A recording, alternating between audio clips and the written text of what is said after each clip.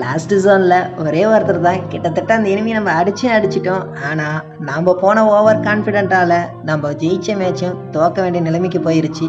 அது ஏன்னு நீங்களே பாருங்களேன்.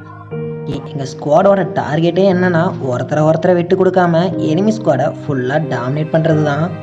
ஆனால் அதில் ஒரு பெரிய பிரச்சனை என்னென்னா, நாங்கள் போன இடம் கிளாக் டவரு. எனிமி அடிக்கலான்னு நினச்சோம், ஆனால் நினைக்கும் போதே ஒருத்தரை டவுன் வச்சு முடிச்சிட்டாங்க. பின்னும் நாங்களும் ஒன்றும் சும்மா இல்லை, எங்கள் பொறுப்புக்கு நாங்களும் ஒருத்தரை டவுன் வச்சு முடிச்சிட்டோம். ஆனால் அதே சமயத்தில் நம்ம டீமில் 3ஆம் நம்பர் வேறு ஆஃப்லைனுக்கு போயிட்டாரு.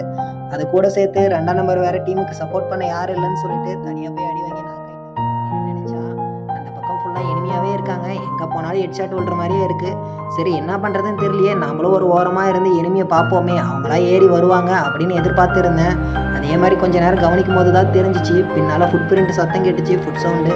ஸோ எனிமி ஒருத்தன் ஏறி வந்துட்டான். நம்மளுக்கு கிடைச்ச வரேன்னு நினச்சிக்கிட்டு அவன் அங்கேருந்தே ஹெட் ஷாட் அடித்தேன். தரமாகவே ஹெட் ஷாட் விழுந்துச்சு. நம்ம வேறு லெஃப்ட் ஃபயர் பட்டனா, அதனால் அடிக்கிறதுக்கு கொஞ்சம் கஷ்டமாக இருந்தாலும் கொஞ்சம் நல்லா எய்ம் வச்சு அடித்தா நல்லாவே ஹெட் ஷாட் விழுந்துச்சு.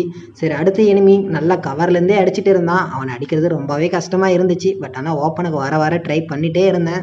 ஒரு ஹெட் ஷாட்டாவது உழாதான் நினச்சிட்டே இருந்தேன். ஸோ அதே மாதிரி ஒரே ஒரு ஹெட் ஷாட்டு தான் விழுந்துச்சு. மீண்டும் இன்னும் ஒரே ஒருத்தர் தான் இருக்கான். இந்த மேட்ச்சை அடிக்கிறதுக்கு இதை விட்ட ஈஸியான சான்ஸ் கிடைக்காதடான்னு சொல்லிட்டு இறங்கி போய் எகிரி அடித்தேன். நாக் ஆகிட்டான்.